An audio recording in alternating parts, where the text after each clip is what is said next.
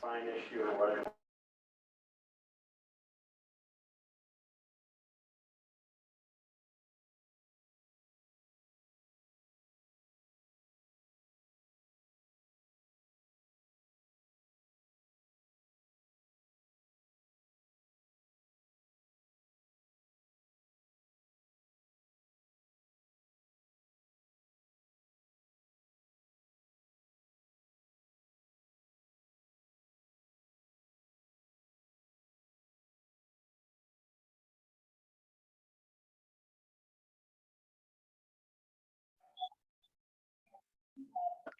Something like that, probably. Oh, okay. Anyways, just a little something that we. The other thing they do is they try to, each summer clear the brush of the right of way, out beyond the road there, so that those two come out, they're a bit more visible. Right. I don't know if they do that every year, I think, Yeah, I mean, and our ditches get kind of, the ditch by us is pretty deep. It gets a little wonky out along there, so.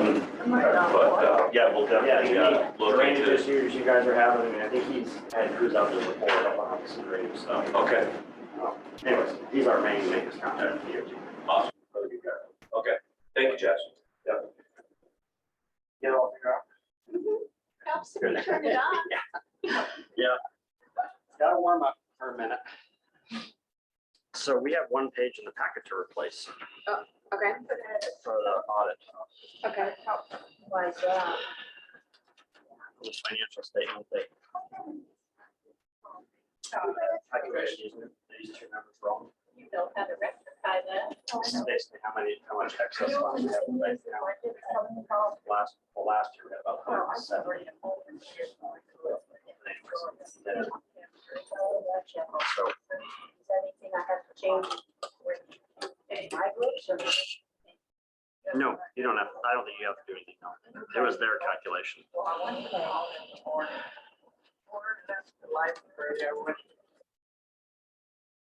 So there's one. It's for father in my notes.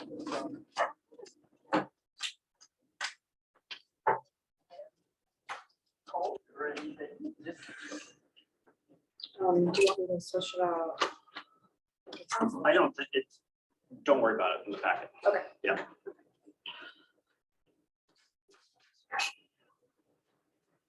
So we have a mid-page 189 from our auditor. Okay. And we want to make this motion of the eight C and D, right? So right at the approval of the agenda. Okay. So item 3, along with Big sum, okay. before you finish I business. don't know.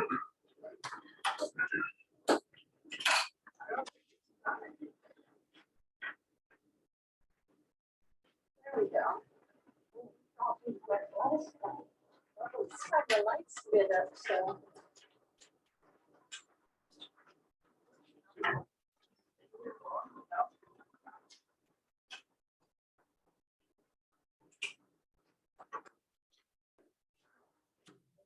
There we go. Maybe we'll clear up that table. Right. Oh, yeah, I was thinking you could put them in there. Yeah. Some empty desks.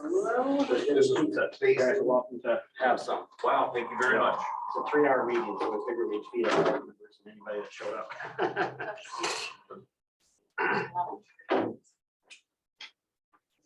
So this is where Yeah, they got a calculation here.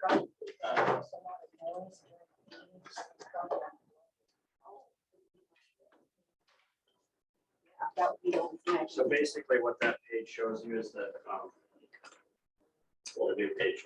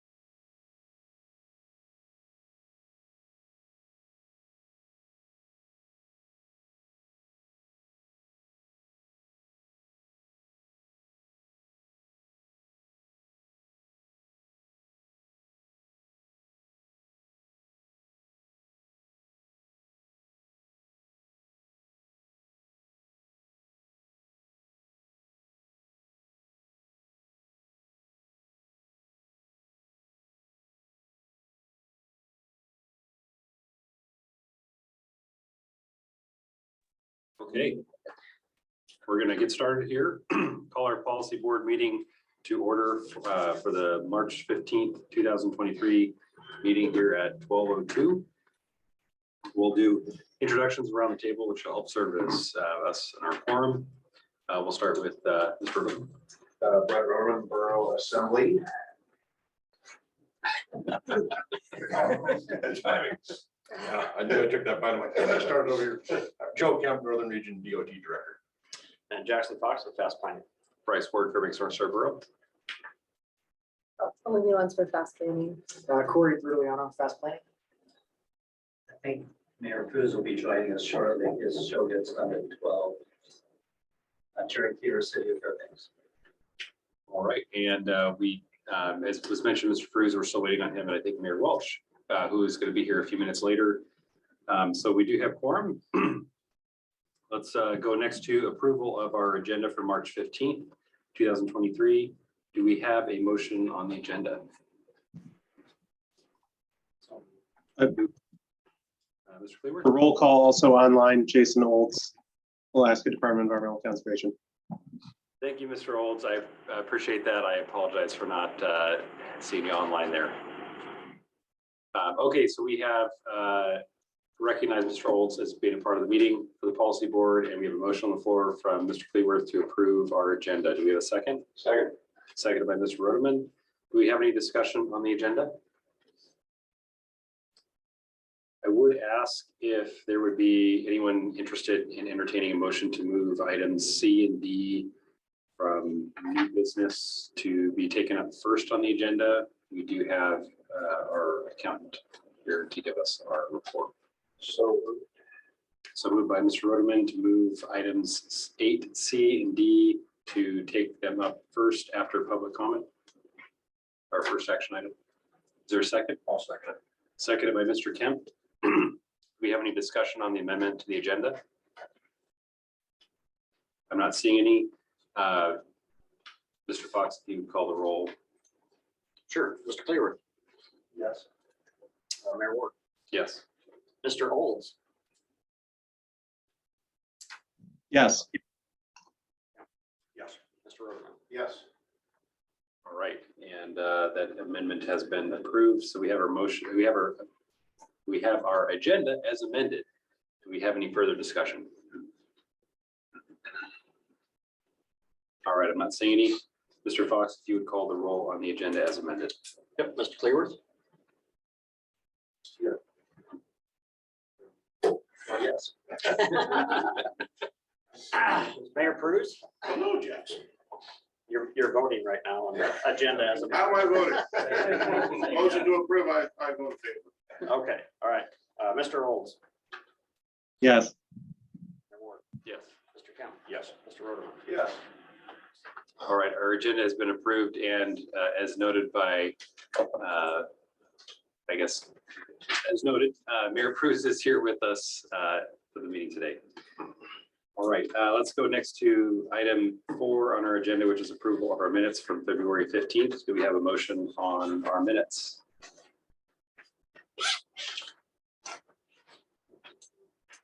Moved by Mr. Cleworth. Second. Seconded by Mr. Rodeman. Do we have any discussion on our minutes from February 15th? Mr. Fox?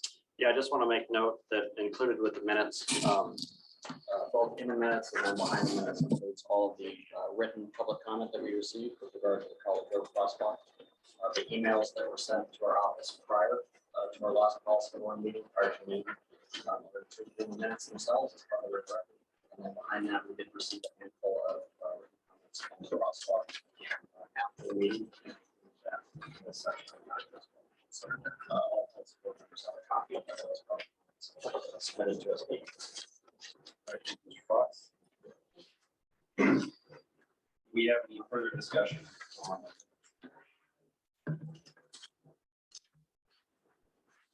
that statement? Mr. Fox, if you would call the roll on minutes for February 15th.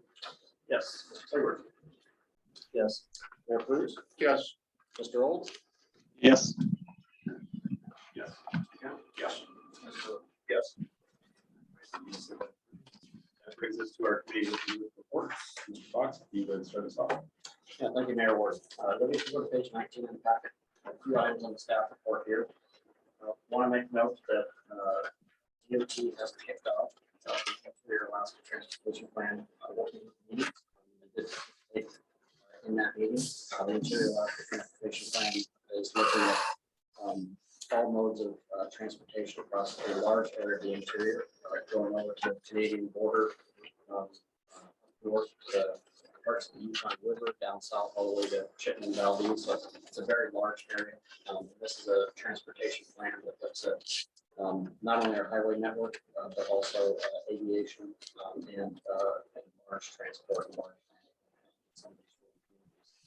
this plan specifically excludes urban areas for Fairbanks and Louisville.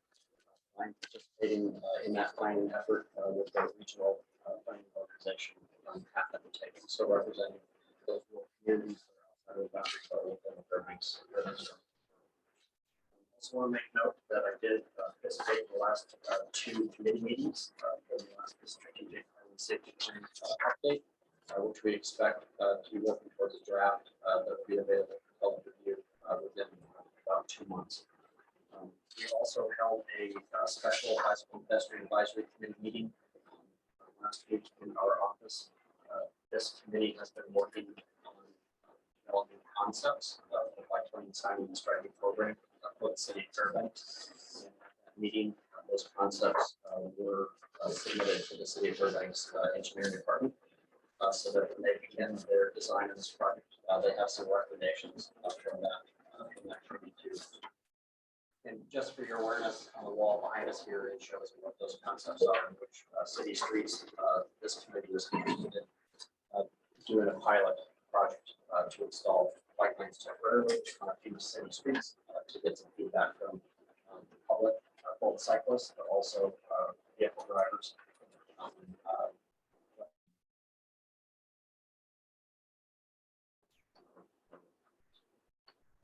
And then moving down to the bottom there, correspondence and communication. The letter to the EPA and the partial disapproval of the 2.5 Serious Non-Entertainment Area Implementation Plan. That comment letter was approved at a last board meeting that was submitted to the US EPA. And we have drafted several letters, actually today, EPA's proposed rule to lower the 2.5 standards nationwide. So we'll discuss that later on in the meeting. Next page, Olivia. Learning organization. We did complete our annual audit with our independent CPAs, alliance CPAs, which will be present at our meeting here, I think by 12:30 to present their report. They have also completed drafting our 990 form, which is our annual tax return, and that will be. Sorry, we're having some audio and I think what's going on.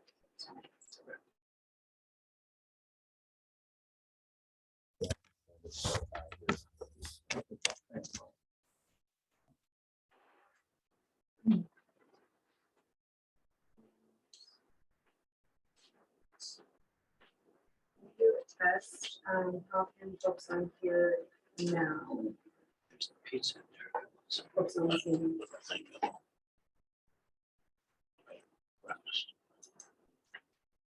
Anyone? I can hear whispers as well as I can hear you.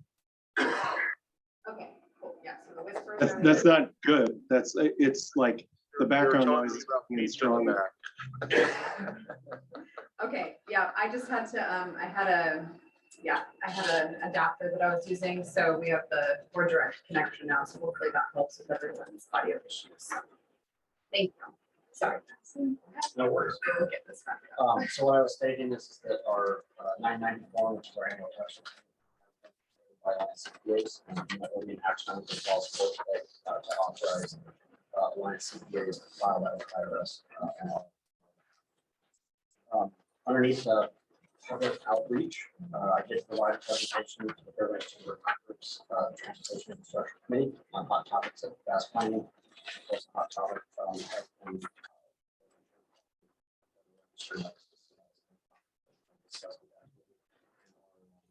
that matter.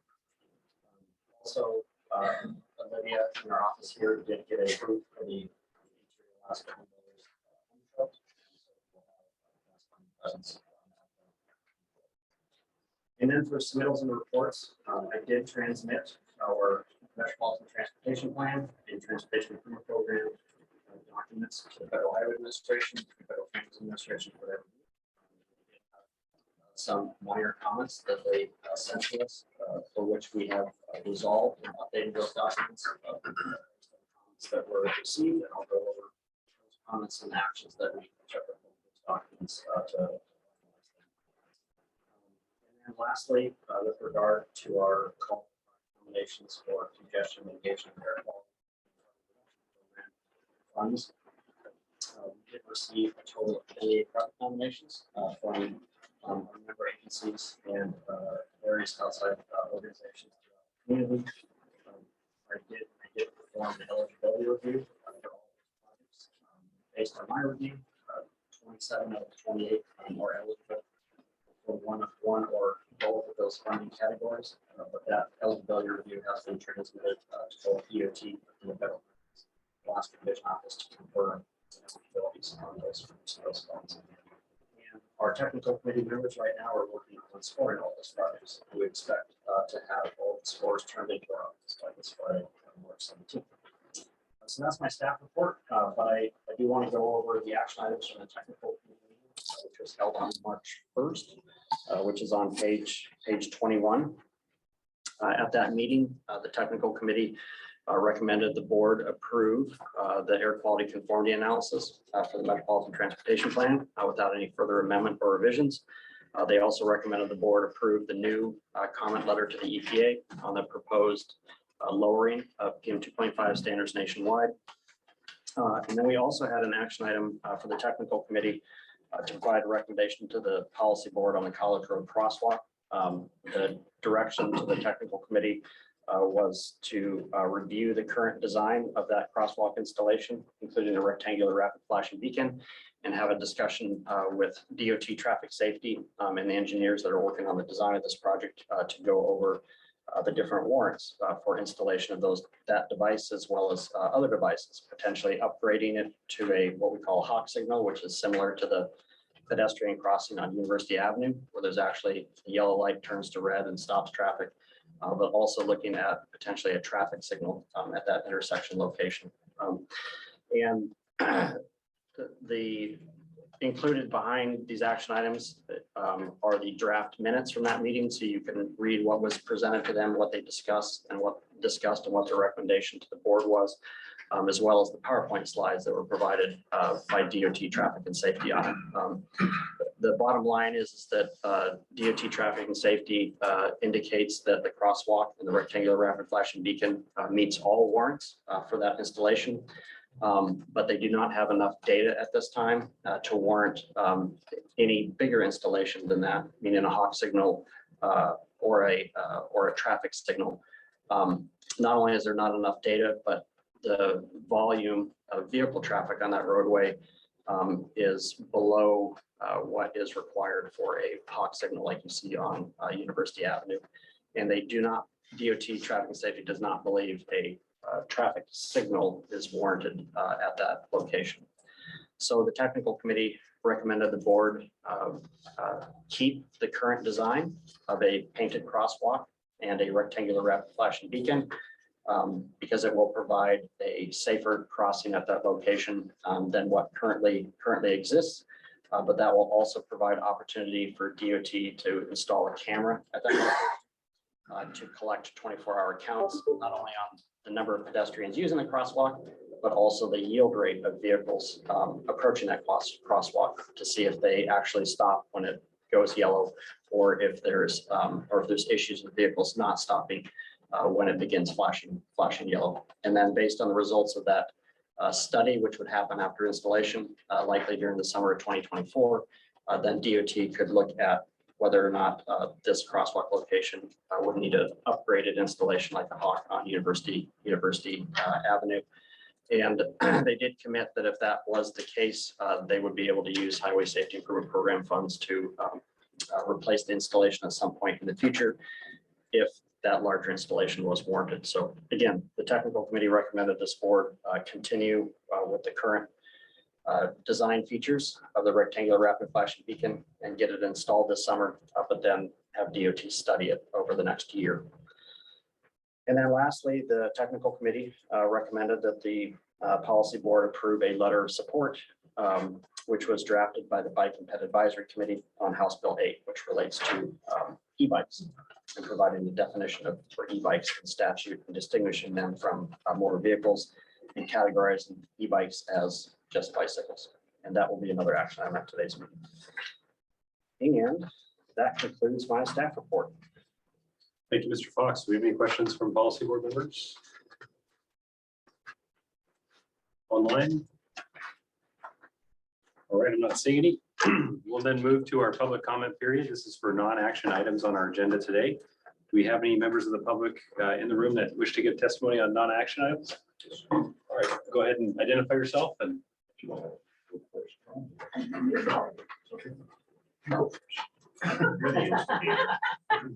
Hello, thank you all. For those of you that don't know me, my name is Susan Bayshore. I went to high school when your mother was the nurse there at Lathrop. So it's good to see She the was an incredible families. woman, thank you. She was. Holmes Road. As many of you know, I was born and raised there. And it used to be a nice dirt road that my dad built and maintained. And then lo and behold, progress happens. And now everyone thinks it's a 4-lane highway and it's not. So I would really encourage you to continue to move forward and upgrade Holmes Road. One of the things that I noticed when I was doing some research on the construction and upgrading of Holmes Road is that at one time it was a 3-phase project. Phase 1 was from Badger at Montgomery, that gate at the base, down to Dennis. Phase 2 was Dennis to Lockloy. Phase 3 was from Lockloy down to the other end at PD Badger intersection. As I continued my research, I found out that Phase 3 had been suspended. I urge you, if you're going to break this project up, please give Phase 3 the consideration that it really deserved way back then. That is the narrowest part of the whole road. It is the most dangerous of the whole road. Moose have been killed on that road. Pedestrians are in danger of their lives on that road. Cars go in the ditch, and trucks and fuel trucks and everything else. One of my pastimes is to count the number of places where it's obvious somebody went into the ditch when I'm driving down that road. Keeps you awake. People go fast. They don't care, especially in the wintertime, they don't care that it's narrow. I really enjoy the wintertime because DOT, you guys, do a wonderful job at keeping the road wide. And that does help, but we have children that ride bicycles on that road. And they want to go down to Badger Gas. They want to go down to Badger Plaza. Do you want your children riding bicycles on that road? Do you want your grandchildren riding bicycles on that road? I suspect not. I can't ride a bicycle on that road anymore. I can still ride a bicycle, but it's not safe. There's no room to get away from traffic. And so I really urge you to keep this project in the forefront and make this road safe for people. They are going to use it. You're not going to stop it. So we might as well mitigate what we can and make it more safe for people. Thank you. All right, thank you. Do we have any questions? All right, I'm not seeing any. Go to our next comment. I'm Bob Bayshore and I'm a Holmes Road resident and I say ditto. I'm here to support this project on behalf of myself and our neighbors and appreciate all of your consideration in doing that. Thank you very much. All right, thank you. Do we have any questions? Well, I'm the old lady. I'm the wife. No, Bob and I built that road, the two of us. He had a road grader and one that you tow behind the dozer, and the dozer and a cable that was 100 feet long. And when he got in a bad spot, he dropped it to 100 feet and then he got it in some good soil. And then he bring it back up so it was only 50 feet. Pull it out. It's come a long ways from then. It's been a long time. We moved down there in 56. So, you know how old I am. My kids do better talking than me, so I'm just gonna say, hang in there. Thank you. Do we have any questions, Mayor Bruce? Would you say that that's probably the most heavily used arterial that connects the first Badger Road exit near Fairbanks to the one at North Pole? Because I use that all the time, and I always use that as a shortcut. It is. Yeah, So it's probably the most heavily used arterial road other than Badger Road in that area. It's the only road. I mean, you can go over to Dennis and Bradway, or not Dennis, you can go over to Yeah. Bradway. No bike path. It's 40 miles an hour. It's 40 miles an hour. It's paved. it's not really quicker to go around Badger. No, it's not. It takes the same amount of time to go down Holmes as it does to go around we see cars at one intersection and you see Yeah. them again all the time. So, but yeah, people speed. It has a 40-mile-an-hour speed limit, yet it's a straight line. Yep. So how often do you use 40 miles an hour on that straight paved line? You don't. Only when the popo's behind me. Thank you. The old Mr. ladies Favor? do, but I don't. I speed on it. Holmes Road has really no shoulder on it, does it? No. In particular at that end, the eastern end. All right, do we have any additional questions? All right, do we have any additional testimony for folks in the room here today? How about online? Do we have anyone that wishes to give comment that is online?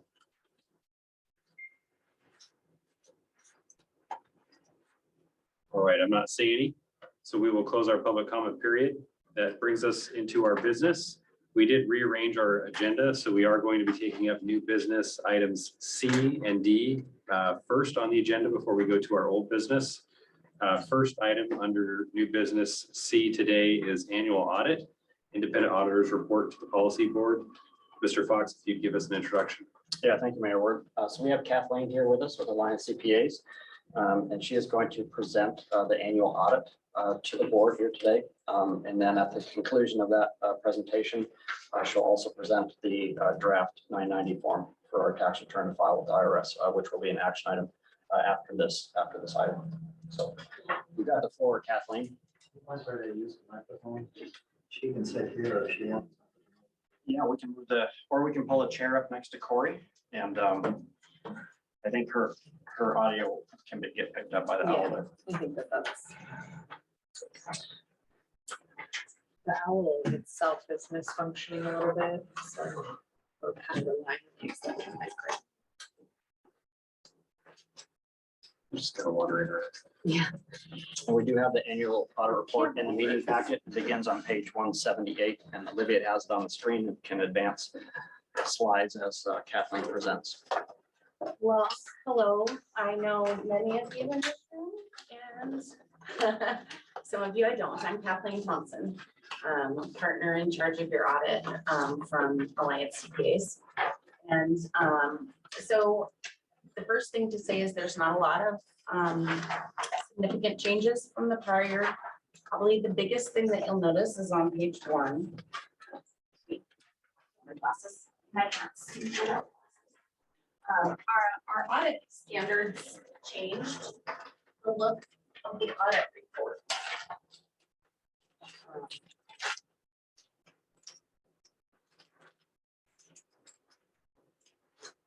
So previously, we would, the opinion on the audit was the very last thing.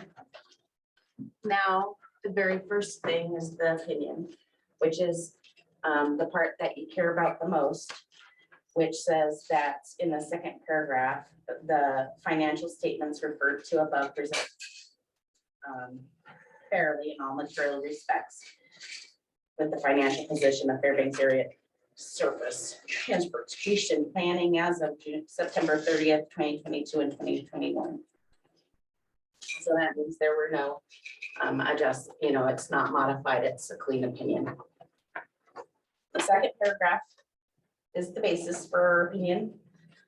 What our responsibilities are.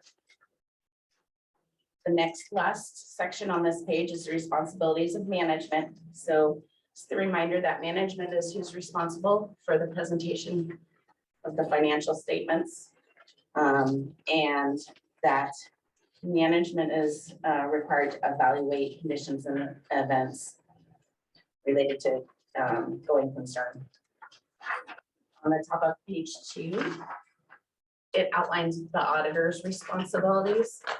This is information here is information that we have previously always provided to you in letter format. Now it's also required to be in the report. So it talks about our responsibilities throughout an audit. So it's just expanded. It's bigger than it used to be. On page 5 is the statement of financial position, and you will see not a whole lot of changes from September 30 to September 30. This is a picture of what it looks like.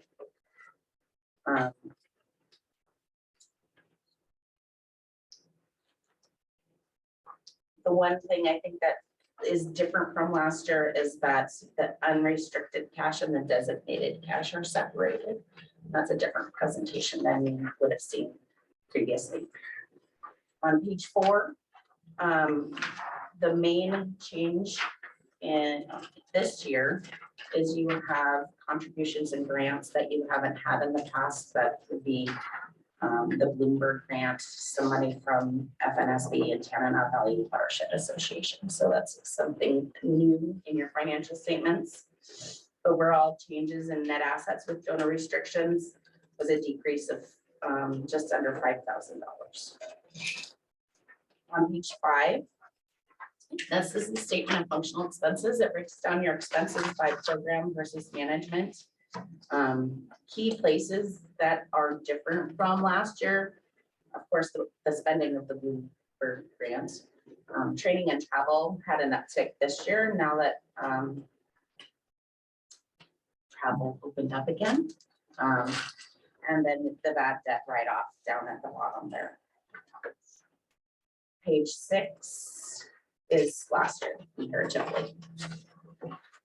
Page 7 is your statement of cash flows. This reconciles the net loss or the changes in net assets, the decrease of that, the 4685 to cash provided by your operating activities. So it tells you where and how you received your cash and where you spent it and what you did with it, including purchases of first fixed assets.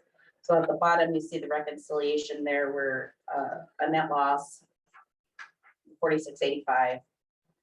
Then you add back depreciation, the change in accounts receivable, a decrease in accounts receivable means it was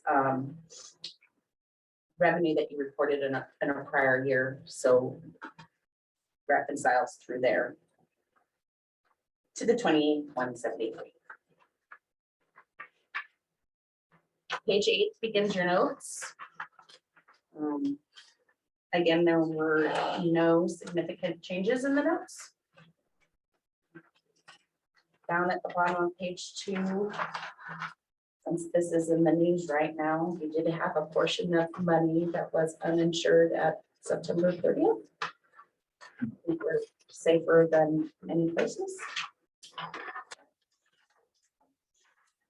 Page 10, I did send out an update because there was a map. My Excel spreadsheet did not get updated. So did they get out the updated one? Yes. Okay. Each I brought packet, copies yeah, just that in page has case. been replaced in each of their packets. Perfect. So the liquidity and availability note has shows where your cash is and what's available to spend over the next year. Note 5 describes your designated net assets, what what it's designated for. You had equipment, pension plan, lease obligation, and in the prior year, you had some in-kind contributions. Like I said, there weren't significant changes other than the report. That was probably the most significant change. You also have 2 letters from us. One is a communication of internal control related matters. What this says is it defines what a significant deficiency or a material weakness is, which means that a deficiency is an internal control exists when the design and operations of a control does not allow management or employees in the normal course of performing their assigned functions to prevent or detect and correct misstatements on a timely basis. And of course, depending on how severe that is, it goes from being a deficiency to a material weakness. But the bottom line is at the bottom of the, or third paragraph is that we did not identify any deficiencies in internal control that we consider to be material weaknesses. The other letter identified, this is information that we're required to communicate with you. Accounting practices, which the fact that management's responsible for selecting accounting policies, and those are described in the notes to the financial statements. Didn't adopt any new policies during the year. Accounting estimates are an integral part of the financial statements. And of course, estimates can be sensitive and their significance to the financial statements. Future events could change them. But Fast Money doesn't have any super sensitive estimates.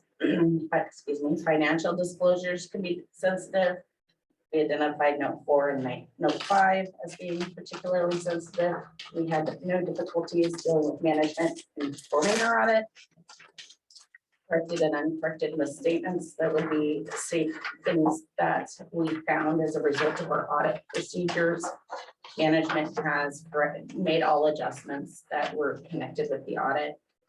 Didn't have any disagreements with management over financial accounting, reporting, or auditing matters.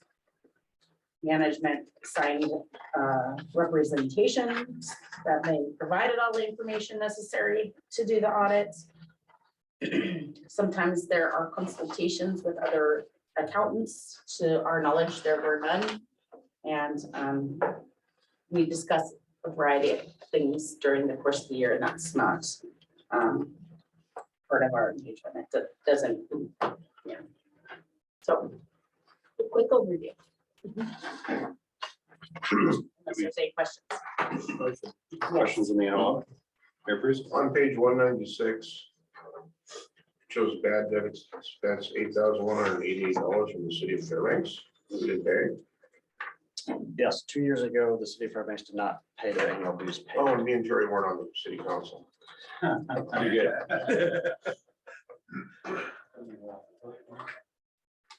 think there was something behind that.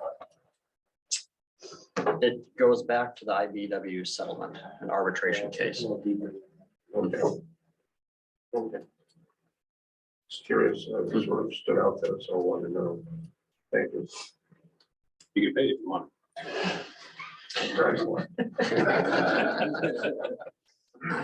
Check out the cash. Any other questions on the annual audit? Actually, I would like to point out 2 things here. Page 195. This is a financial statement, disclosure of mutual consistent and clear. Then on page 196, I've highlighted in the disagreements with management. We're pleased to report those disagreements arose during the course of our audit. And I'd like to congratulate Mr. Fox and staff for such a 25 people. Thank you. Even though we're deficient. We're writing it off and moving forward. Any other questions on the annual audit before we move to our tax returns? All right, I'm not seeing any. We'll move then to our annual tax returns. Since it is an action item, so we'll get our presentation from our auditor. Then we do have a public comment period if anyone wishes to provide comment on that before we take up an action item. So with that, Ms. Thompson?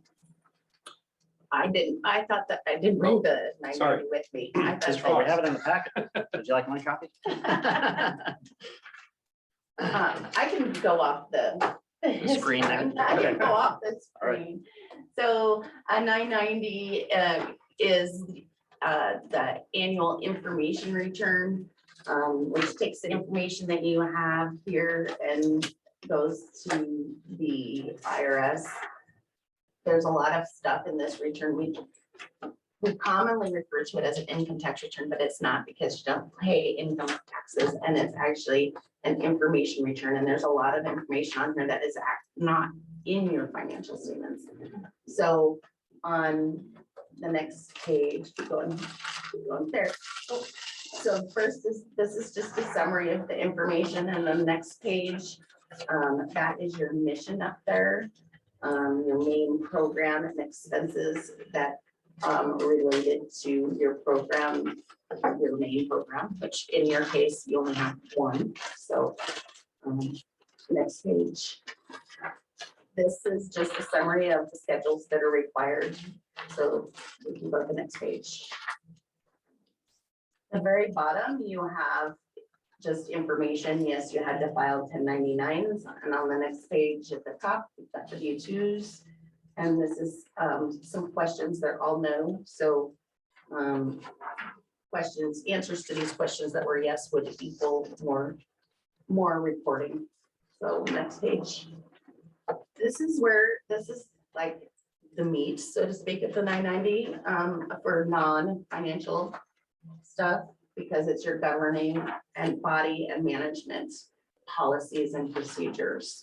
So the number of board members and how many are independent, if there were any transactions that would need to be reported. Yes, questions and no questions regarding, including, I guess I can't read that. I'm sorry. Thank you. And I look at, oh yeah, that works. So, sorry. I'm kind of blind. So if you keep minutes to a meeting, if you have policies relating to, if you've delegated any of then there are no questions, delegating management. The bottom, do you have a policy, you've written conflict of interest policy, a whistleblower policy. So these are all things that the IRS thinks are good management tools, and so they ask the question. We haven't seen any situation where answers that have no, that we haven't seen anyone get contacted by IRS for it, but these are all your policies, and so that's the big thing there. And on the next page, this is your board.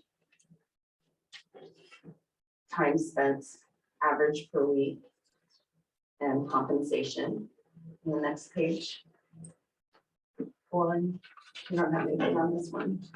So here's where you, page 10, 9, is where the that's how important the financial information is. It's all the way on page 9.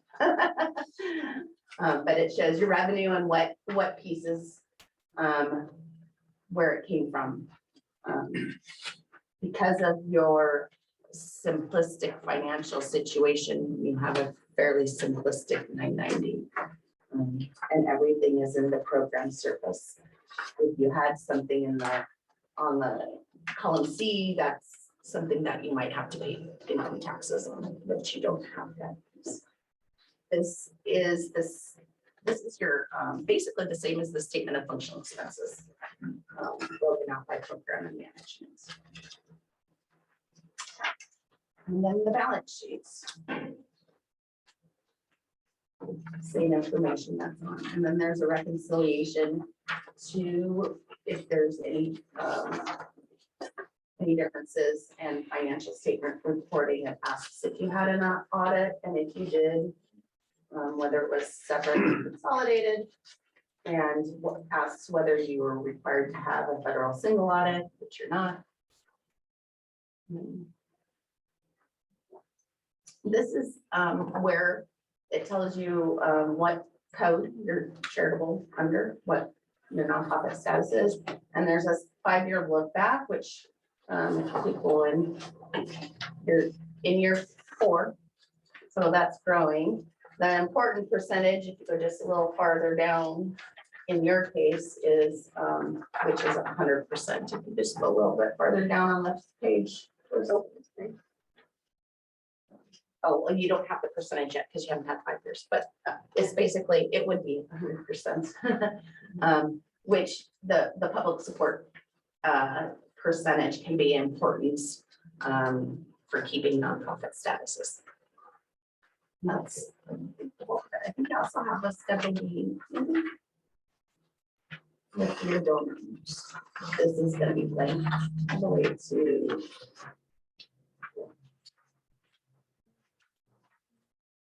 It's one more page. Okay. So this has your donors here and who gave money. This is in the officially filed one. This is not open to public. The names and addresses are not open necessarily to public inspection. It would be, in this case, they're all situations where they're not sensitive. But if you had a person that made a donation to you, that would not be public information. This would not normally.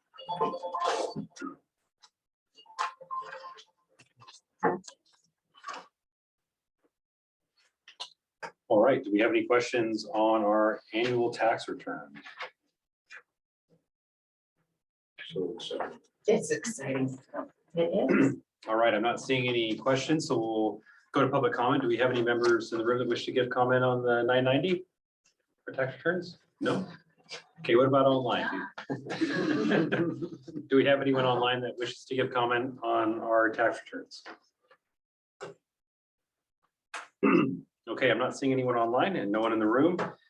With that, we'll close public comment period. And board members, do we have an action? Do we have an action for our 990?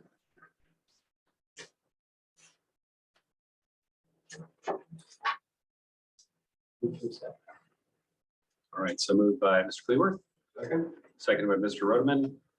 Does the motion include accepting and filing? Of course, all right. Do we have any discussion on this motion? or we're at once. 179 milligrams per deciliter and changes. All right, Mr. Olds, anything to add online? No, okay. With that, Mr. Fox, if you would call the roll on filing our 990s. Mr. Clearworth, Yes. Mayor Cruz, Yes. Mr. Olds, Yes. Mayor Ward, Yes. Mr. Kemp, Yes. Mayor Welch, Yes. Mr. Rodeman. Yes. All right, that has been approved. Thank you, Alliance CPAs, for your work, and we will move on in our agenda. We were reordered, so we're going to go back to old business item 7A and start from the top and work our way down. So for folks that are following online, we took up our last two items, C and D first under new business item 8. Okay, we're going to start off with our congestion mitigation, air quality, and carbon reduction program update. Mr. Fox, if you would please give us an update on our CMAQ nominations. Yeah, thank you, Mayor Ward. Again, as I mentioned in my staff report, we did receive a total of 28 project nominations for our congestion mitigation and air quality funds and carbon reduction program funds. Just as a reminder, we have available to us approximately $3 million per year for this program. Those applications were turned into us by February 17th. And right now, our technical committee members are working on scoring each of those projects, and their scoring efforts are due to our office by this Friday, March 17th. We have also examined all of the applications and done our internal or in-house eligibility review for those two different fund categories and compare that against the projects. That eligibility review is included in your packet, and it begins on page 42. So you can see our staff opinion as to each of these projects, whether we believe they're eligible for one or both of those fund categories. Of the 28, there was only one project that we could not clearly show that it was eligible for these two fund categories. And apologies, Mayor Welch, but it is the tires and rims for the piece of equipment out in North Pole. But hear that, Danny? but we did transmit this internal eligibility review to DOT planning, which forwarded on to the Alaska Division Federal Highway Administration Office to get their concurrence on these preliminary determinations.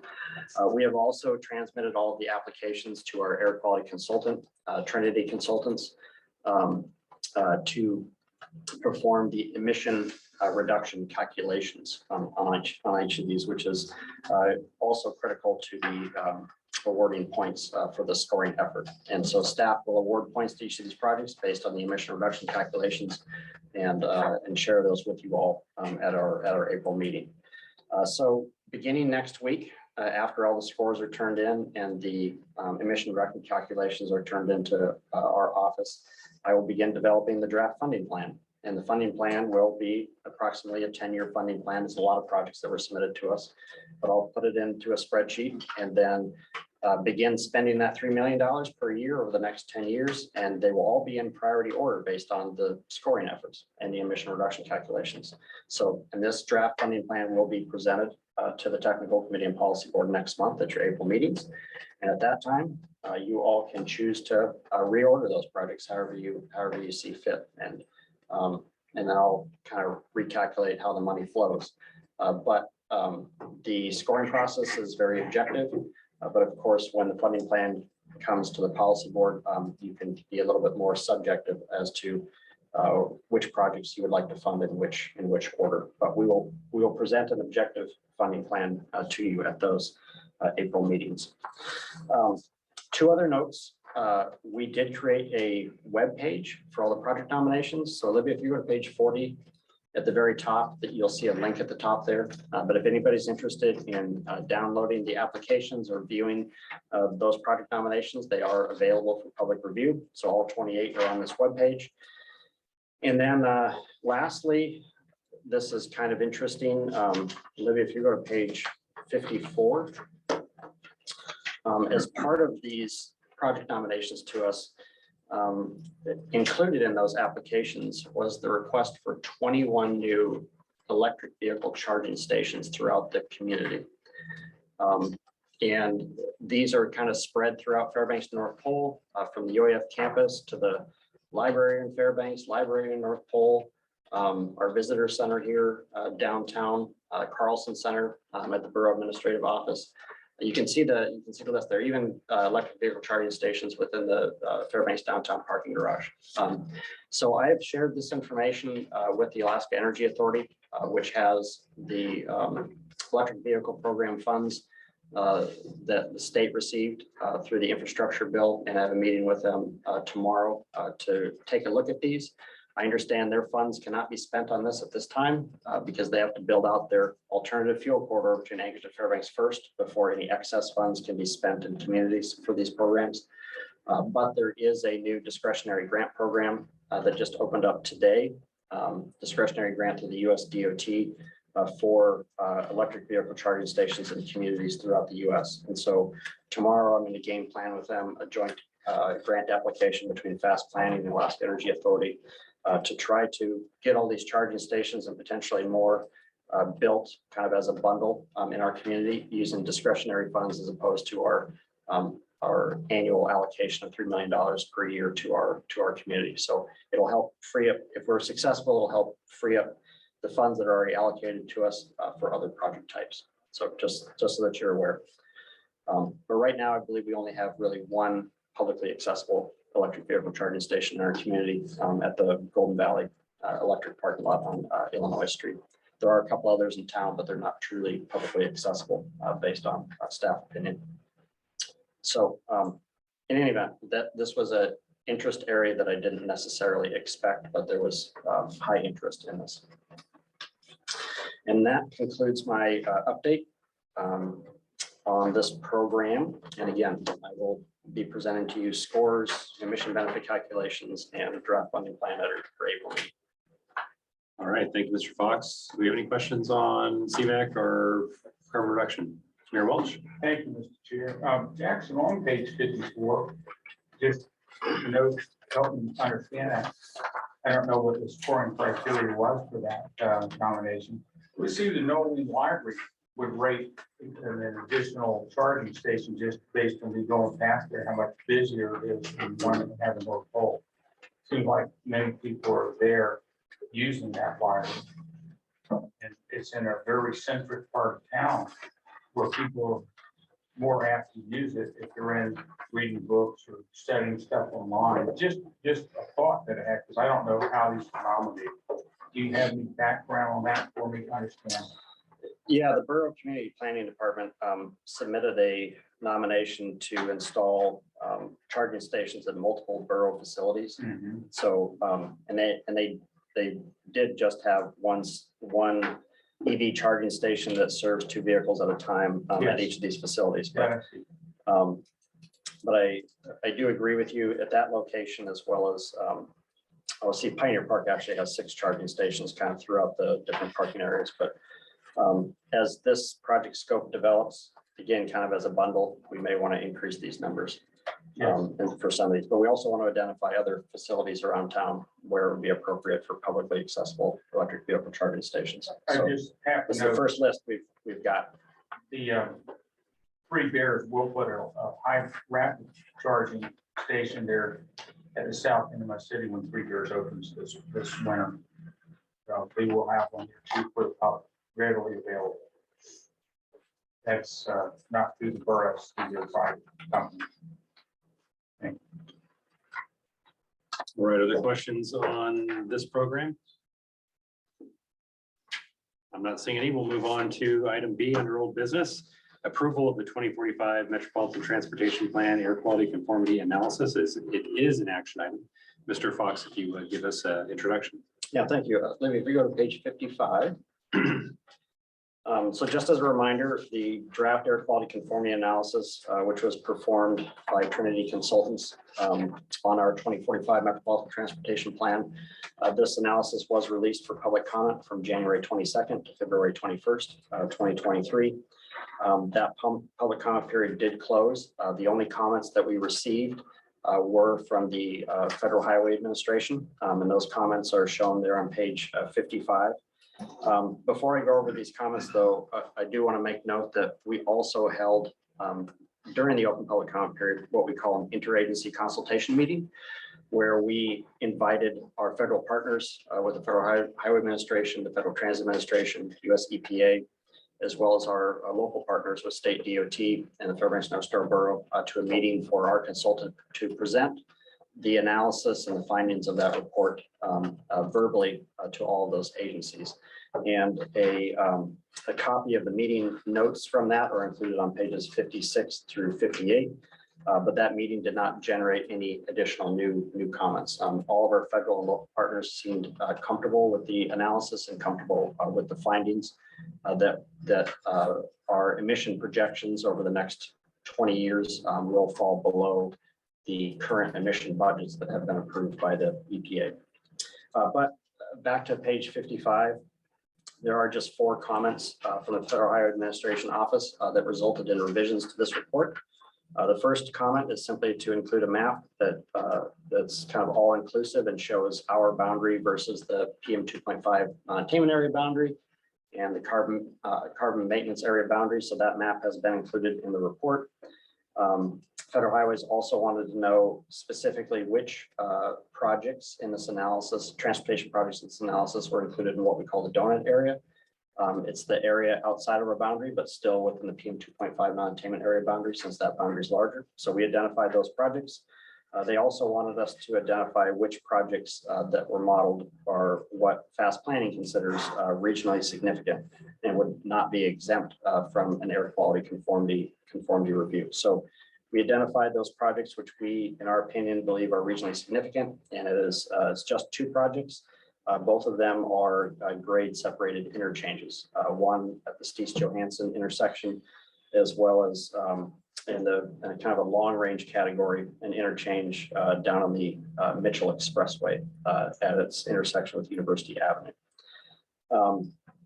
They also wanted us to compare the project list that we have on our Metropolitan Transportation Plan with the project list in our short-term transportation improvement program to make sure that the two documents were consistent with each other.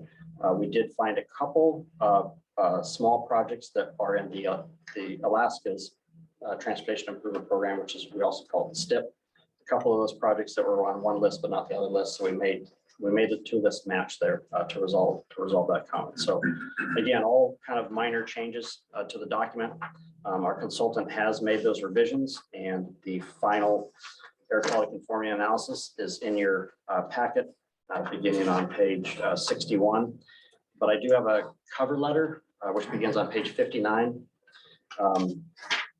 for this analysis to submit to Mr. Kemp to forward on to Federal Highways and Federal Transit Administration for their approval. But my intention is that if the board approves the air quality conformity analysis today, as well as our Metropolitan Transportation Plan and our Transportation Improvement Program, I'm going to transmit all three documents to our federal partners for approval using this cover letter on page 59 to 60, which also outlines our determination that again, based on this analysis, we will meet the emission budgets that are currently approved by the EPA with all three of these plans. And we'll be asking them simply for their concurrence. They don't necessarily approve these documents. They just send us a concurrence letter with our determination. And that concludes my report. All right, thank you, Mr. Fox. Do we have any questions on our 2045 Metropolitan Transportation Plan air quality conformity analysis? There you go. I had to do it 10 times, so. It's a lot of work. Yeah. All right, I'm not seeing any questions at this time. We'll now move to public comment. Do we have any comment from anyone in the room on our 2045 MTP? Nope. All right, what about online? Nothing online? Okay, public comment period is now closed.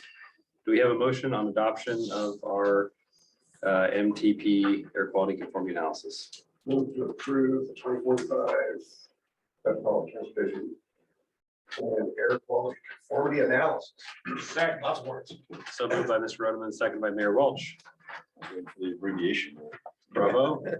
Do we have any discussion? All right, I'm not seeing any. Mr. Fox, can you call the roll? Yes, Mr. Clearworth. Yes. Mayor Cruz. Yes. Mr. Olds. Yes. Mayor Ward. Yes. Mr. Kemp. Yes. Mayor Welch. Yes. Mr. Rodeman. Yes. All right, that has been approved. Let's move to our next item, item C, adoption of the 2045 Metropolitan Transportation Plan. It is an action item. Mr. Fox, if you would give us the introduction. Yeah, Olivia, if you go to page 97.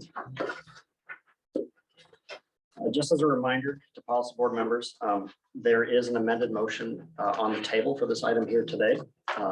As you can see from your January meeting, the board postponed their approval of this document at that meeting at the request of the Federal Highway Administration, which asked that we approve our air quality conformity analysis before we approve the final version of this document. So there is an active amended motion on the table at this time, and it is highlighted on that page for your reference as you all will continue discussions on this item.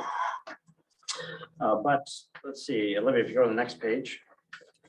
Again, as I stated during my staff report, we did receive some minor comments from the Federal Highway Administration and Federal Transit Administration on this document, as well as the next one on the next agenda item.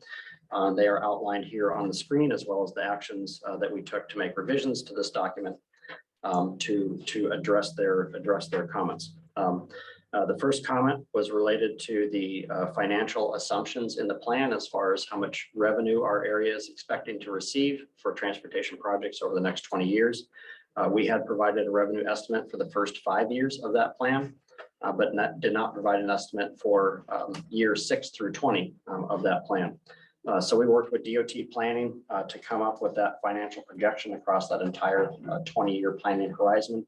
horizon and included a annual 2.5% inflationary value to each of the numbers that we received.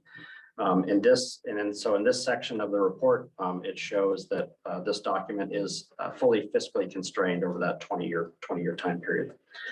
They also asked us to include a copy of our latest system performance report, which the last time I updated that report was in December of 2022. So just a few months ago. So that is now included in an appendix to the plan. They also asked that our public comment response summary, which we presented to you at the January meeting, be included in an appendix to the plan. So we've inserted that. They also asked for written confirmation from our federal land management agency partners that they have received this document and had opportunity to review it. We did not receive any comments from the U.S. Army or the Bureau of Land Management, but they wanted to see an email change with that exchange. So that is included in the appendix. They also wanted to see that we specifically invited our three local Alaska Native Corporation, corporations that have offices here in Fairbanks. So we did send an email to the Nakanaga Tanana Chiefs Conference and Doi Unlimited to invite them to participate in the process of providing additional review comments. And there were no comments received from those three organizations. And then documented progress achieved towards our transportation performance management targets. That information was included in our system performance report, which is now in an appendix, but it was also, we also included a summary of that report, which is about 10 pages long within the document. And then they asked us to include a map showing our sensitive and environmental resources in our boundaries. So things like wetlands, historic properties, et cetera, and then overlay our project map over top of those sensitive areas. So that map has been created and included in the plan. And then similar to the air quality conformity analysis, they want us to specifically identify which projects that we believe are regionally significant for our area. So those have been identified now on the project list. So again, just some minor updates, but our consultant, Kittleson Associates, has made all of these revisions.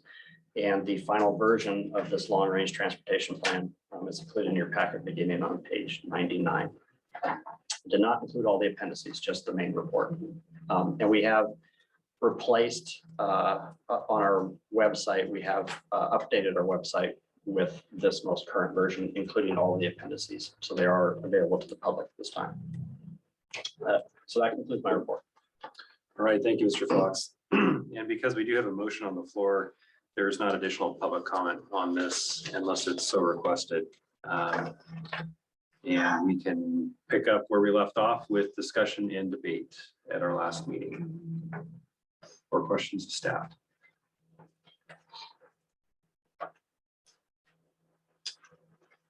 Mr. Fox, I did maybe have a question. You mentioned that one of the additions was the wetlands mapping and the historic sites mapping. What source do we use for wetland mapping?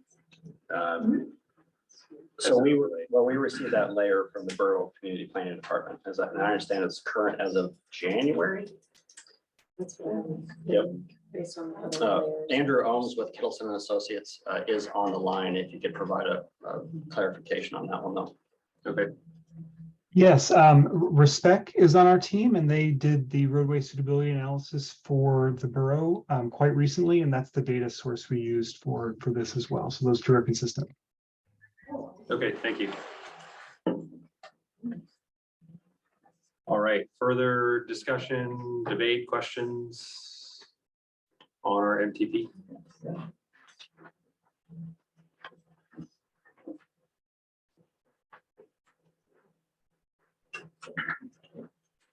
Okay, I'm not seeing any additional questions. Mr. Fox, if you would call the roll on the adoption of our MTP.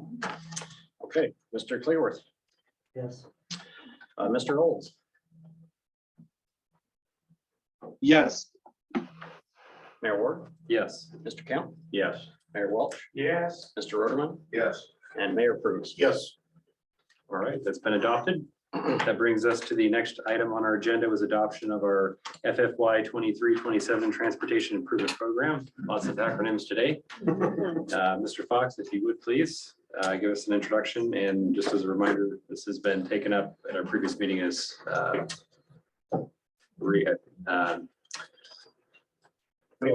a motion on the table, yes. As shown on page 117, we also have an amended motion on the table, which not only would approve the TIP, but also include the Barnett Street reconstruction project in this document as an illustrative project, and that has been added. Similar to the previous plan, we did receive some comments from the Federal Highway Administration and Federal Transit Administration, which are shown on page 118. So with these comments here for the revenue and expenditure summary page in this funding plan, they asked us to match up our revenue and expenditures years. The way that this summary was previously presented was that we showed each year when the funding would be allocated to us.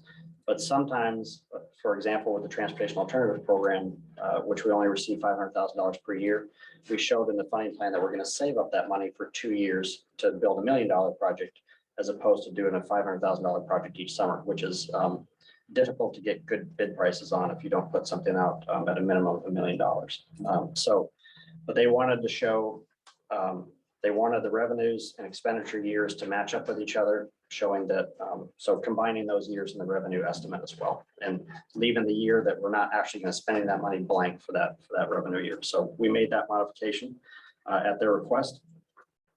We also, for the disposition of public comments, we did not plan to include an appendice to this document to show that public comment response summary, but we did commit to the Federal Highway Administration that we will either post that public comment summary online for the public to view, or simply make it available from our office at their request, and they were okay with that response.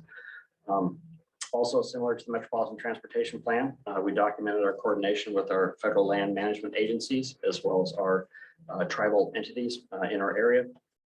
And we also documented our progress towards meeting the performance measured targets that we, each year we support the state's targets, and just showing which actions fast planning takes to support the state's targets. So that is summarized within the plan now. We also added both the transit performance measures for Max Transit, as well as the performance measures for the Alaska Railroad Corporation. They have their own performance measures for their individual operations, and we don't necessarily take any actions to support those, but they wanted to see those documented in the plan for public awareness for transit and rail projects. And we also identified which projects in this funding plan are considered regionally significant. And the only one in this funding plan at this time that is considered regionally significant is that Steese Johansson interchange project. So, but that has been clearly identified now in the document. So beginning on page 119 shows you the revised plan with all of these revisions and updates made. There is a narrative portion which describes the process that we undertook to develop this funding plan. And then the actual funding plan starts on page 134. So just want to make note in the funding plan of two things. First, on page 134, you can see kind of the bottom third, Barnett Street reconstruction has been inserted as an illustrative project. And then also for the benefit of the public testimony here today, on page 137, you'll see the Holmes Road reconstruction project, in which we are funding a design start this year with $600,000 upfront to begin that design effort. And that concludes my report. All right, thank you, Mr. Fox. Do we have any questions, or actually we can go right into debate because we do have a motion on the floor on this one. So questions, discussion, debate. Mr. Cleaworth? Thank you, Mayor. Speaking of Holmes Road, I'm a little behind on that one here. Hearing the folks today, but maybe just a question for DOT. The design money this year is about $500,000, but I see the description out here. Your comment was regarding the phase 3, maybe you can elaborate and get us up to speed. On which project, you're talking about? I'm sorry, Hines Road, on Holmes Road, phase 3, which one phase 7? yeah, it'll be, so I'm assuming they're working on the advanced right-of-way stuff, if there's any issues. And utilities, I assume we have both. I could maybe jump in. I think there was a previous project on Holmes Road where they only did the first portion of it. So if you've been on Holmes Road from the backside of Fort Wainwright to a little bit past Dennis has widened shoulders and then they narrow back down. So it sounds like the project was never fully completed for the remaining portion of Holmes Road. And it was recently, I'd say in the last 2 years, brought back to fast planning for consideration into the tip, which was included. And here we have today where we're funding a design portion. So it was an uncompleted project from probably at least 2 decades ago, would be my guess. Is the original dream to widen the road with shoulders to include a bike path, or were they looking at actually going out to separate path? It was well before my time, so I'll defer to Mr. Fox or. Well, first to your initial question there, this project would fund phases 2 and 3, so the remainder of the whole road. So from where it left off all the way east to its Badger connection there. But yes, at this time, what is envisioned is a widened shoulder on either side of the road and not a separated path. And the reason for that is that DOT maintenance has stated that they will not commit to maintaining a separated path out there on Holmes Road. And it also requires a lot more right-of-way acquisition to put in a path. So it's DOT's preference to move forward with a simply a widened shoulder. But as this design and preliminary engineering progresses, there will have to be open public house meetings for the residents out there and discussion of those 2 different alternatives. So the right of way that we have right now is not wide, it's not enough to do a widened shoulder. I believe that there are some parcels that some strip acquisitions will need to be acquired even for the widened shoulder option. And that's my understanding. There It is doesn't show any right-of-way work until 26, right? Am I looking at the right one? Holmes Road. Yeah. So right away work would actually So it's probably the begin last phase. in 26, yeah. Yeah, so we'll complete the design, figure out what we need, and then go after the right of way to accommodate the new facility. But usually we don't, we're not big fans of separated paths anymore because there's just not the funding and the ability for us to complete the, to plow them on a regular basis so folks can use them. So it's easier to have a 6 or 8 foot shoulder, which then it's much cheaper for us to go and they make, it's one more pass. And now there's a safe space for people to walk and ride bikes. Or there's nothing, right? I'm glad to hear that. I Yeah. think that's a lot smarter than the separated paths are dangerous in their own. Yeah. Are in many ways. And in a lot of areas we see they actually do a cross patch on the side of the road and they've got that area over there. It's so much more easy for you to maintain. Yeah. So, okay, so the phases are just in regards to along down the road. Gotcha. Okay. I think Mr. Cleaver, do we have further discussion debate? Mayor Welch, did I see your hand go up earlier? No, here, Fox, Jackson answered.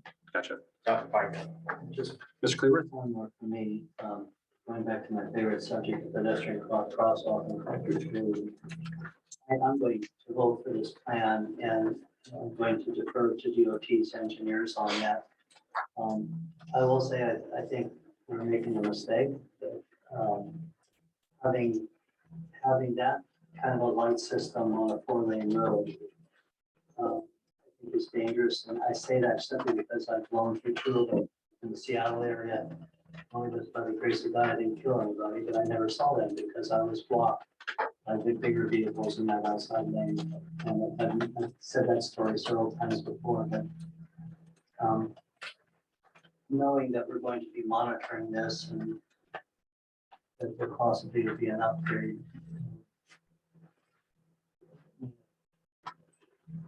If conservative view wants to say, let's do it right, not spend the money twice, but I'll leave it up to DOT engineering. I would sure hate it. As I said, I don't want them second guessing what we do at the city, and I don't want to second guess them.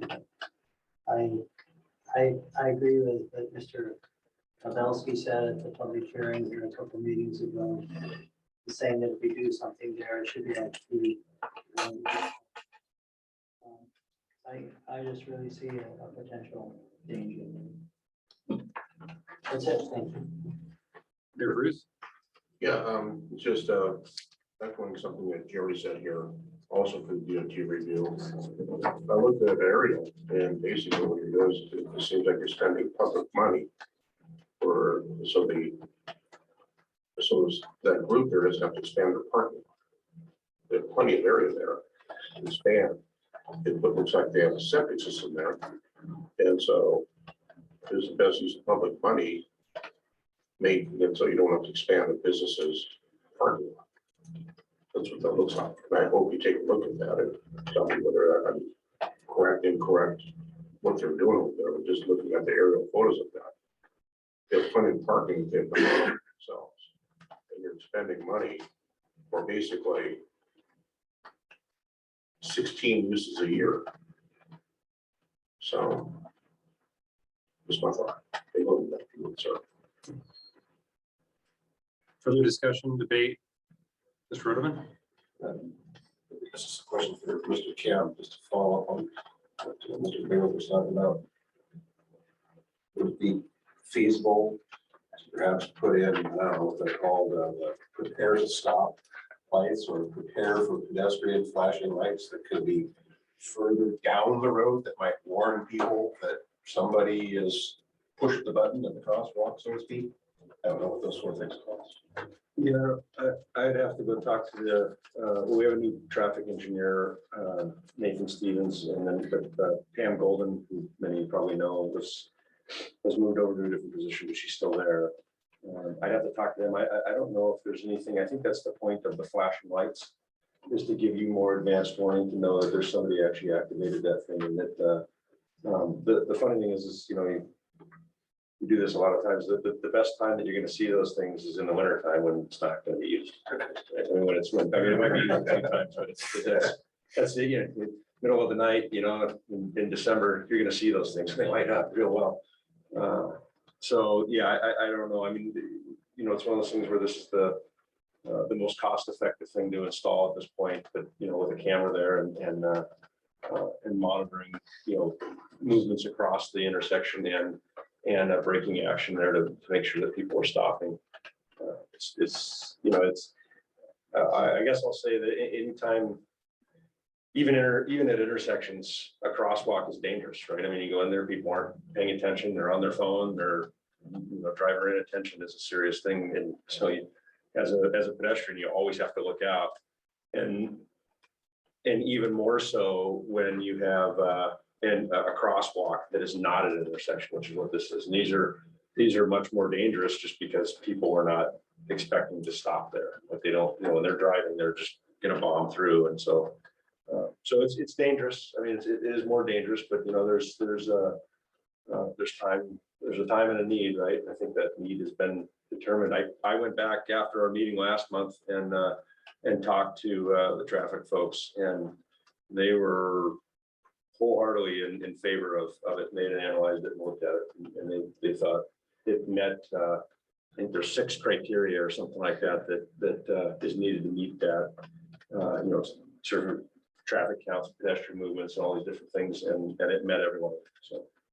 So it's definitely something that will benefit the walking community and the biking community. All right, further discussion on our tip. Great. Okay, I'm not seeing any.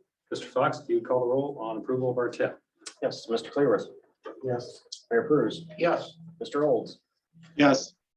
Mayor Ward, Yes. Mr. Kemp, Yes. Mayor Welch, Yes. Mr. Rodeman. Yes. All right, that's been approved. Thank you, everyone. That brings us to new business 8A, comment letter to the US EPA on reconsideration of national ambient air quality standards for particulate matter. It's an action item. Mr. Fox, if you start us off with an introduction. Yeah, thank you, Mayor Ward. So as shown on page 58, this is the second Federal Register notice that was put out by the US EPA with regard to PM 2.5. This notice came out 17 days after the EPA's notice to proposing to partially disapprove of the state's implementation plan for air quality. Comments on the second notice are due March 28th. And again, they relate to lowering the nationwide PM 2.5 standards.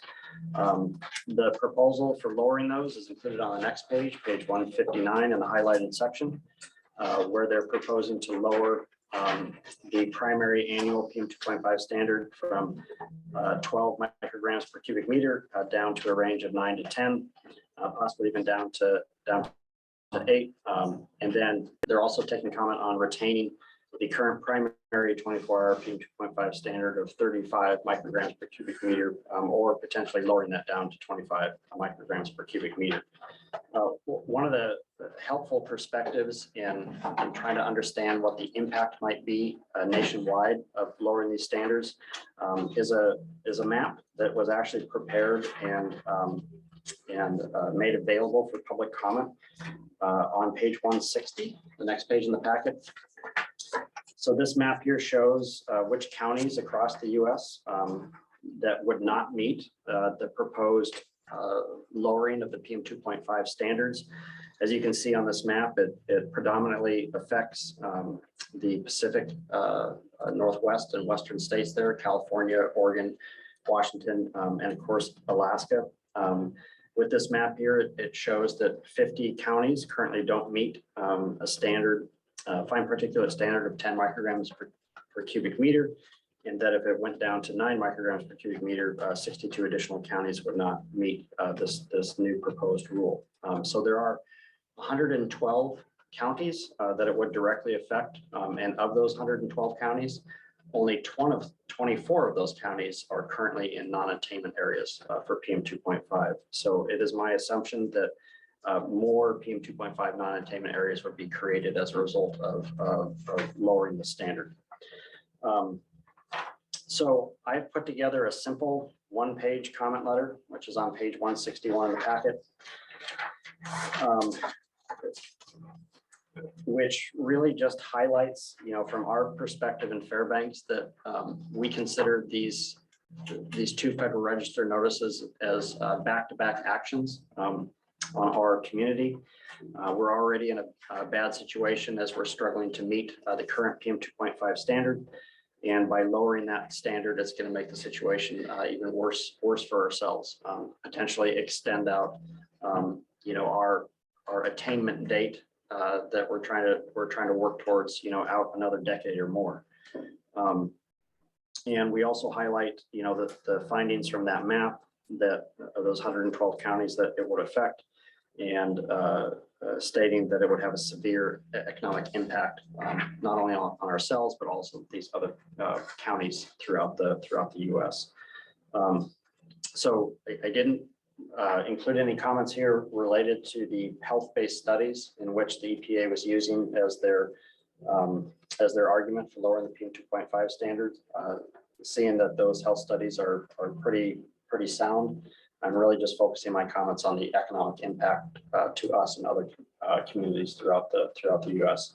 And at the recommendation of the technical committee, they asked that our original letter to the EPA related to the first Federal Register notice, that letter be attached to this letter, so that individuals reviewing this comment have some context and can read the other letter that we submitted a few weeks ago.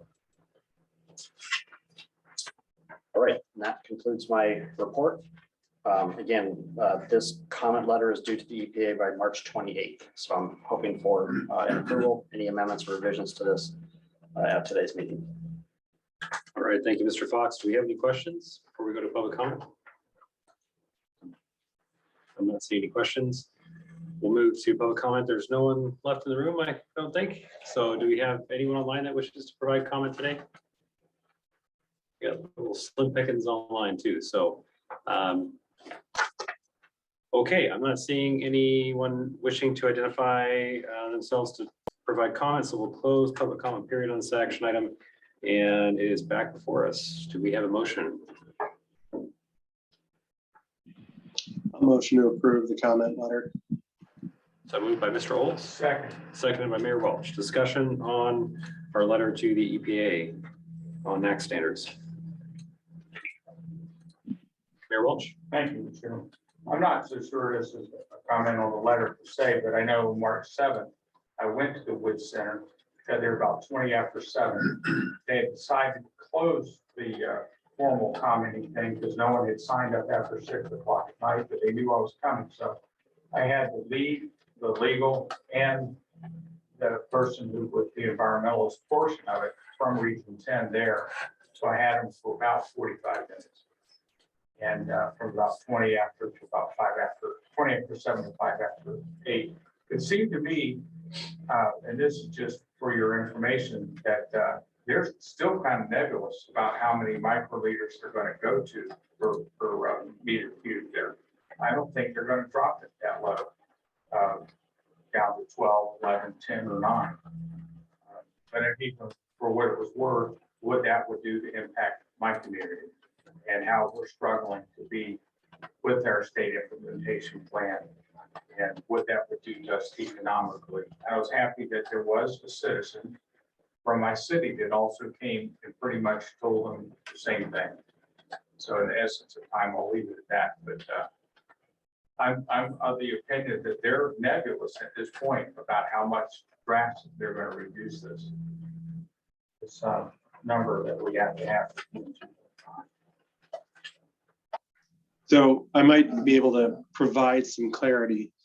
The proposal is only on lowering the annual standard. Right now, it's 9 to 10 is the range. So I would expect that they will rule and find it for the annual standard in the 9 to 10 range.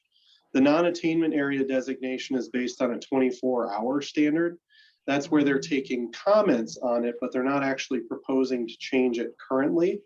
The current standard of 35 micrograms is a 24-hour standard, and that's where we typically have our struggles. So where they are taking comments on that, we will float around the annual standard if they move it. But our big issue tends to be, again, a winter issue, a 24-hour standard. In the annual, it tends to be less of a severe issue. I'll say I was still in the Wood Center at that time, but I think I was playing trivia. So. Through the chair, if I may, Jason, when is the deadline to give the written commentary? Is it the 22nd or 28th to give written commentary? And to be clear, for the written comment period where EPA was taking comments at that hearing, that is a separate action from this comment letter. And that one closes the 22nd. That's on their partial disapproval of the state's SIP.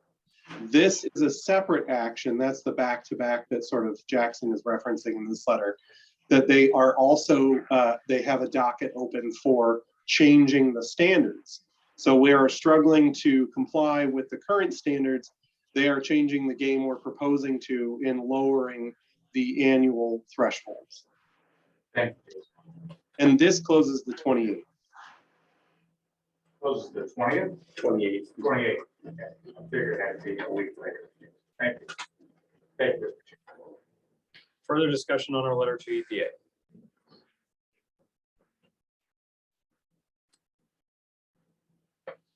All right, I'm not seeing additional comments or questions, debate. So Mr. Fox, would you please call the roll? Mr. Cleaworth, Yes. Mayor Prus, Yes. Mr. Olds, Yes. Mayor Ward, Yes. Mr. Count, Yes. Mayor Welch, Yes. Mr. Roderman. Yes. All right, thank you, everyone that's been approved. Brings us to new business item 8B, House Bill number 8, an act relating to electric assist bicycles. It is an action item. Mr. Fox, can you give us the intro? Yeah, thank you, Mayor Ward. So beginning on page 171 in the packet, you'll see a letter of support that was written by the Bicycle and Pedestrian Advisory Committee. They moved this letter to our technical committee, which recommended that the board approve this letter and authorize their board chair to sign it so that we can pass this along to Representative Carrick's office. But what's happening down in the state legislature is that there is a House bill moving through related to electric assisted bicycles. Really what this House bill, all it really does is provides a definition in state statutes for electric bicycles and categorizing them as bicycles and not as motor vehicles. It also waives any type of DMV registration for electric assisted bicycles and separates them even further from what they call motor driven cycles, which would be motorcycles, scooters, segways, things of that nature. And then also provides further definition to put electric assisted bicycles in 3 different classes based on their whether or not they have a pedal assist and their what we call their governed miles per hour, so the maximum miles per hour that motor will assist them to. The first 2 classes are 20 miles per hour or less that motor will push that cyclist to, and class 3 goes up to 28 miles per hour. This House bill is consistent with model legislation that's been passed in 37 other states. However, there is 46 states that have passed legislation on electric assisted bicycles. So we're one of the 4 states left in the US that doesn't have anything in statute defining electric bicycles. But I do want to bring your attention to the 3 classes of bicycles, which is a copy of the House bill is included in the packet. But Olivia, if you go to page 176, the bottom half of the page there, it outlines what class 1, class 2, and class 3 bicycles are. And the reason that these classes are very important is because by defining them by class, it allows state agencies and local jurisdictions like the 2 cities, the borough, to pass their own local ordinances, or state agencies pass their own regulations defining which classes of bicycles of electric assisted bicycles can travel on your sidewalks, on your multi-use paths, or on your trails. So we have heard loud and clear through this process that like Fish and Game does not want these to participate in hunts in non-motorized areas. So along other trail users that are on foot. So by defining these 3 classes, Fish and Game and the Alaska Department of Natural Resources can basically say, well, in our regulations, we don't allow class 2 or 3 e-bikes on our trails, but class 1 are okay. But also for municipalities, you can say, well, class 1 and class 2 are okay to ride as bicycles on your asphalt paths and your sidewalks, but class 3 would not be allowed on those facilities. So this House bill does not provide any regulatory direction on that. It simply provides those classes so that, again, state agencies and local jurisdictions can utilize that information to try to kind of govern speed of electronic bicycles on your facilities as it becomes an issue, or maybe it does not become an issue. So anyways, I've listened to the last few meetings through the House on this issue, and it seems to be moving forward without any amendments at this time. And the Bike and Ped Advisory Committee would like to support it with their letter on page 171 to 172. So the action item today is to authorize their chair to sign a letter and provide that to the House committees and Representative Carrick's office. All right, thank you, Mr. Fox. Do we have any questions before we go to public comment? I'm not seeing any questions. Do we have anyone in the room or online that wishes to provide comment? Going once, going twice, and public comment period is now closed. We have a motion on House Bill number 8. Move to endorse House Bill number 8. Second. So moved by Mayor Bruce, seconded by Mayor Welch. Discussion on our support letter for House Bill number 8. As noted.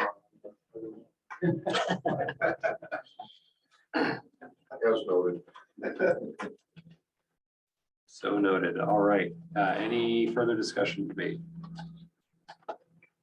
I'm not seeing any. Mr. Fox, if you call the roll. Yes, Mr. Clearworth. Yes. Mayor Cruz, Yes. Mr. Olds, Yes. Mayor Ward, Yes. Mr. Kemp, Yes. Mayor Welch, Yes. Mr. Roderman. Yes. All right, that has been approved. That concludes our new business items, as items C and D were taken up first on our agenda today. Brings us to other issues. We have no other issues, obligations and offsets under informational items. It's 234 through 237. Mr. Fox, if you would take us through our obligations and offsets. Yeah, real simple. There's no new obligations over the past month, but no new offsets. So we still have no money. All right, and we are still broke. Any questions? And 8188 staring us in the. Yeah, the city just put that there. Careful. All right, I am not seeing any other. debate. Okay, no other questions. We'll move on. Policy board member comments. We'll go around the room. Actually, let's start online because I forgot Mr. Olds earlier. My apologies. Mr. Olds, do you have anything today in for comments? No comments. All right. We'll go around the room here. Mr. Cleaworth, we'll start with you. Nothing really other than there's a tremendous lot. This represents a lot of work from the staff. Your folks. Much appreciated. That's all right. Thank you, Mr. Cleaworth. Mr. Cruz, Mayor Cruz. Yeah, yes, last Tuesday we had the bicycle policy board meeting. I believe it's the group that was here in South Carolina. Came up with some interesting things I witnessed and saw, some good, some interesting. One of the interesting things that came up was snow plowing on sidewalks. And what property owners adjacent to are supposed to do, what they usually don't do. And one of the policy members was talking about before he looked at cows. So I looked at that and I thought to myself, cows is probably the most used pedestrian sidewalk in town going south because you have Bowling Library, Ryan Junior High, Lathrop, one crosswalk there. So what I did was with that in mind, I just gave directive to the Public Works on Wednesday morning in our meeting. Started maintaining, so we have plenty of snow plowing devices to do that. So we came back on Thursday with good news and bad news. Good news was he got it. The bad news was it snowed 3 inches that night. So, but you just look at something like that, and so we're gonna do that because you have so many people walking there, and it's just something we can do. So I learned something. Thank you. All right, thank you, Bruce. Mr. Kemp. Nothing from me. All right, thank you, Mr. Kemp. Mayor Walsh. Yeah, I was just thinking of the day, March the 15th. With Julie Caesar's wife, Cornelius, told him beware the Ides of March. So I had to go through a little bit of navigation to get here today up Cushman Street. I was trying to be aware of the Ides of March, but I made it here. Thank God the streets were all paved and whoever fell down and blocked the road, I was able to get around. So I appreciate that. All right. Thank you, Mayor Walsh. Mr. Rodeman. Well, for maybe a little comic relief at the end of the meeting, thinking back to that map of the lower 48 regarding the PM 2.5. I couldn't help but think that after all the decades of legislation that the state of California has taken to improve air quality, they really truly are a green state.